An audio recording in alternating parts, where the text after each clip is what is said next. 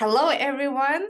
Hello, Joe. I'm so excited to have today's recap conversation on a beautiful session that we had with Dr. Tanya Prewitt-White, who introduced us and guided us through amazing and such an important and such a difficult topic, aligning our lives and leadership with values. And we are Elevating Leadership Institute co-founders. I'm Inga Stasiulionyte, Olympian executive coach. And on the call, we also have Joe Jacobi, Olympic champion, avid athlete throughout his life, and also amazing coach who guides leaders through transitions. And today we will talk about what we heard and what we explored with executives during the call, what inspired us, and in the end, we will share what elevated us personally. So, Joe, what was your takeaways? What were your takeaways from the call what we had with Tanya and from the executives? What questions they posed about values? What I think is so cool about our guest leader series is just the variety and diversity of perspective that each one of them have, and all of them are so good.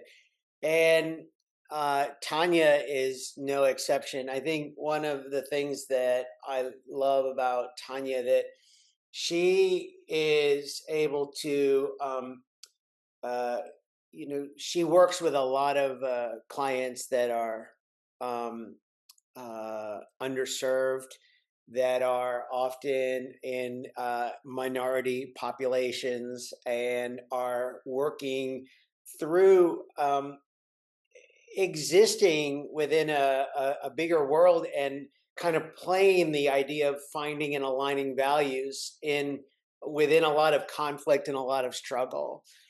And so, what Tanya does so beautifully well is that she's really able to translate that into anyone and all kinds of people, and to really create systems and structures and frameworks and thinking models to help you do that. And so, I guess one of my really big takeaways was, and I heard this so clearly from Tanya, was that um, it seems really easy to say, "Oh, these are my values," and that's really easy, and they make me happy, and they make me feel good.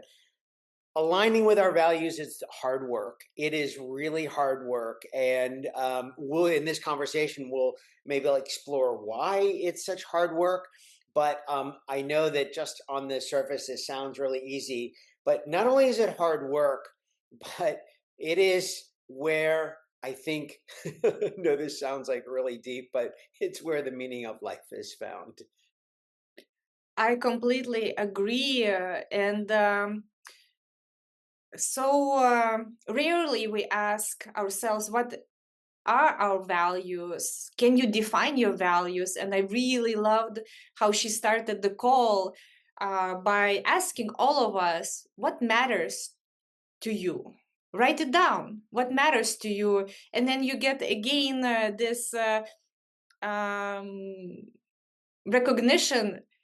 You feel, you think what you know, what matters, what are your values, but so often and so easily we get distracted because of the expectations of responsibilities, what are posed by others, how they want to see us. And I really loved how she distinguished what is yours and what it means to be you, to represent what matters to you, and what is imposed on you by others with those expectations.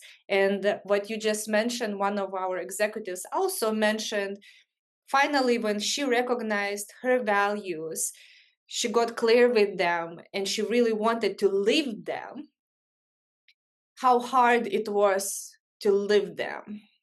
And even in my personal journey, and this is why it's so important for me to surround myself with really certain people like you, Joe, like Mantas, my coaches for me is to keep me also grounded, anchored, and accountable to those values, what matters, because there's a struggle, there's very a lot of influences what guides us, and to be clear, to say no, to go into the conflicts what it may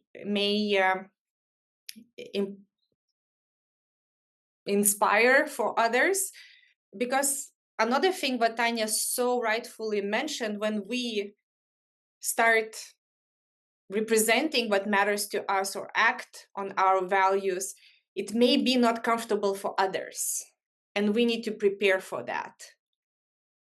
I think you just mentioned something in your own example about encouragement, support, camaraderie, finding those people.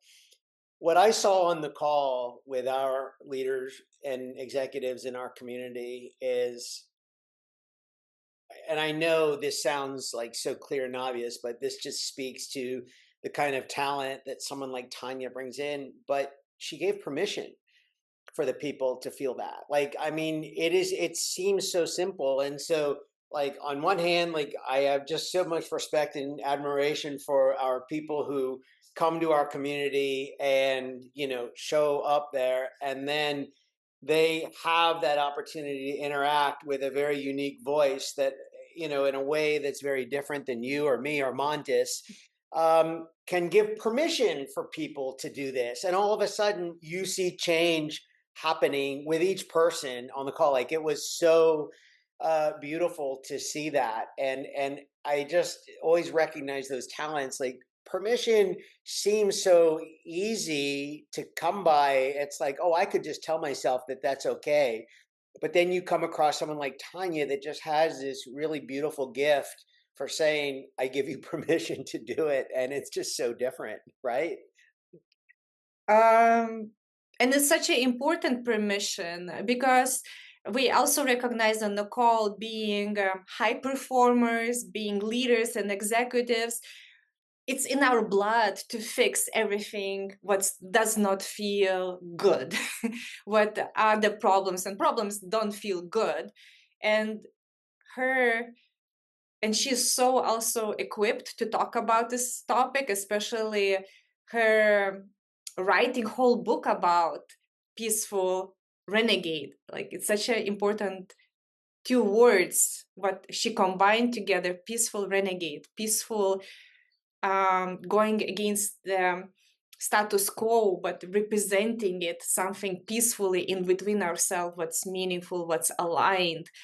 And to have this also peace with ourselves, with wholeness, what we represent, not only happy, feel good, go lucky emotions, which is impossible to feel all the time, but it is okay, and it's also needed, those moments to sit through what don't feel right, don't feel good, feel painful, and not to run away from it, and to recognize it's okay to feel them. It is, we have enough strength to be with those feelings. Inga, I think this is a theme that it definitely came up in Tanya's conversation. It came up in an exact question, actually. I mean, there are these negative emotions, or emotions that we associate with being negative, like whether it's sadness, fear, anger, resentment. I mean, there's a whole list of those. And you're right, the human tendency, the human nature is to just fight those off. Like, oh, I don't like bad emotions, I want to make them good. And Tanya's message, and I think a message that we are going to be, it's going to come up a lot more in the coming months, years, in Elevating Leadership Institute, is this creating the space for the people to feel the feelings where they are and be with them. And, I mean, uh, there has to be a different alternative to fighting the feelings, because look, as humans, we know what that's gotten us so far, and it doesn't work. It's never worked. It's never worked in terms of humanity, and yet we are fighting these systems of pleasing people. That was something that Tanya talked about. We're brought up with these structures that are teaching us to socialize in a certain way, and to just be less of ourselves. And so the only way to be a fuller version of ourselves is to feel all those feelings. And we had a very specific question from a leader, from an executive, and I can be guilty of this too. If my partner isn't feeling good, like I would like her to feel better, right?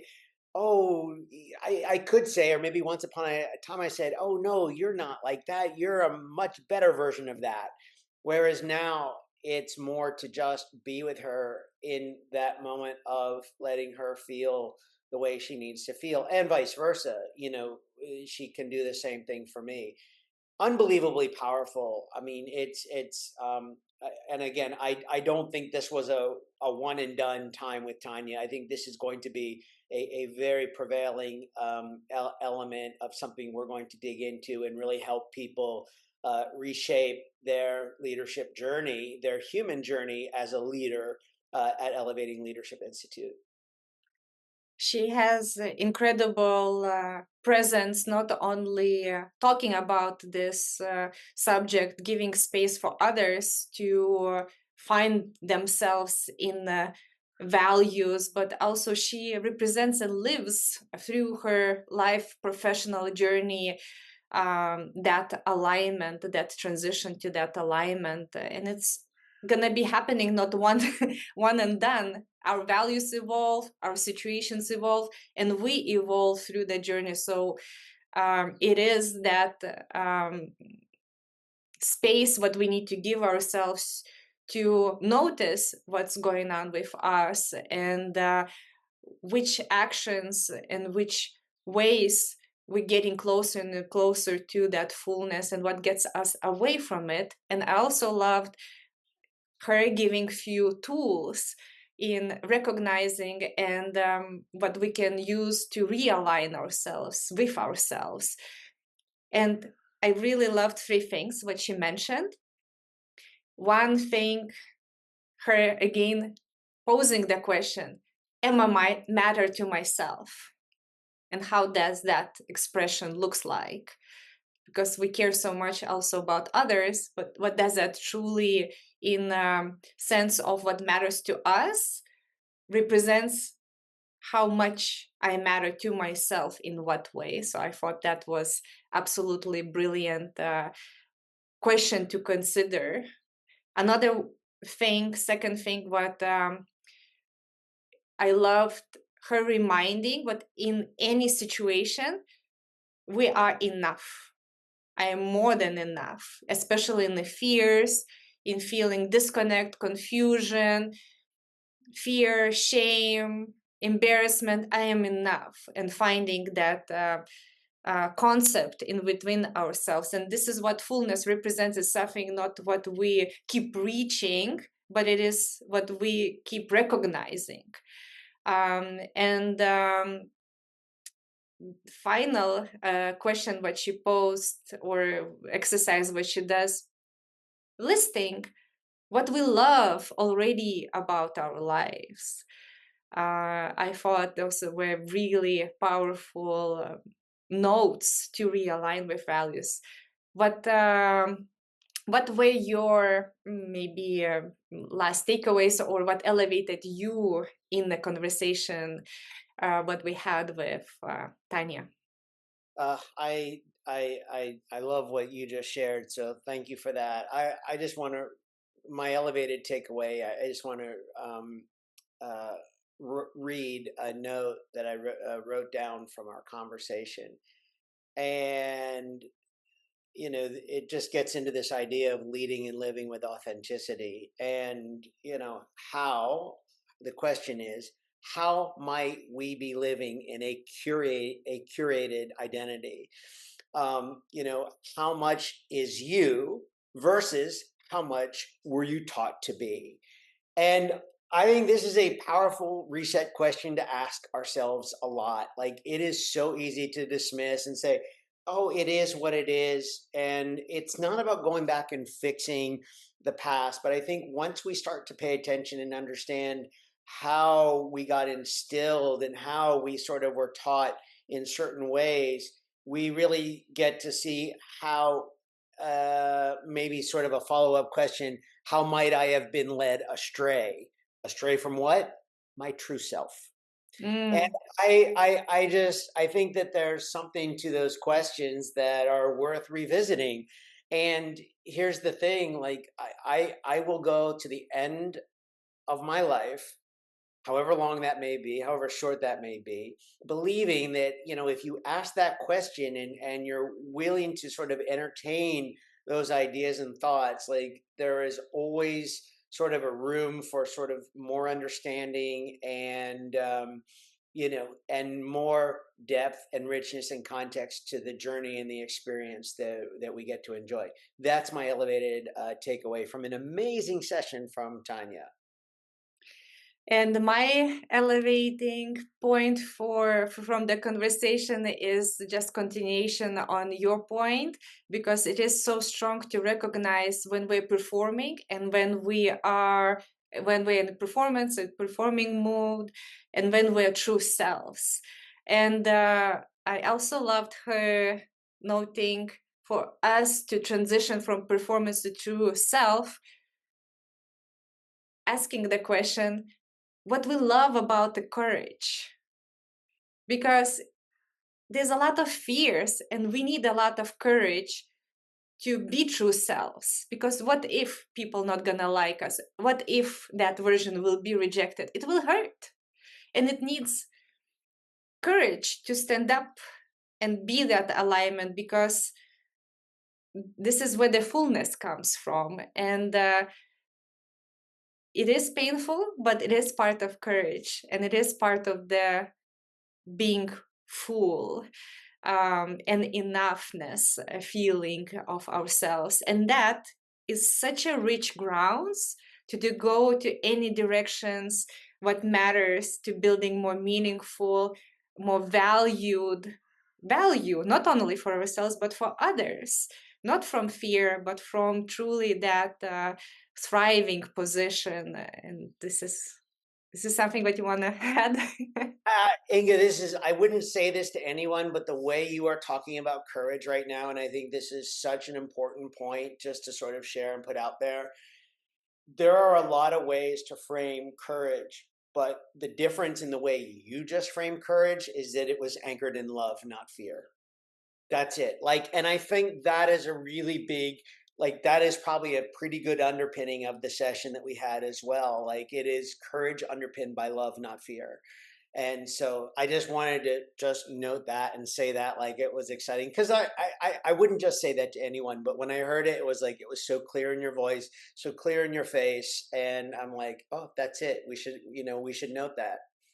Thank you for this clarification, to make this point even more significant. And anyone who want to be part of this amazing conversations, we have incredible guest leaders line up at Elevating Leadership Institute, and it will take to join those conversations to apply to the institute, and to enrich yourself with very insightful conversations, what not only us, the creators and the leaders of the institute, guide and create. However, our members from all around the world, true experts, passionate, bringing true value to our lives. So thank you for this conversation, Joe, and see you soon.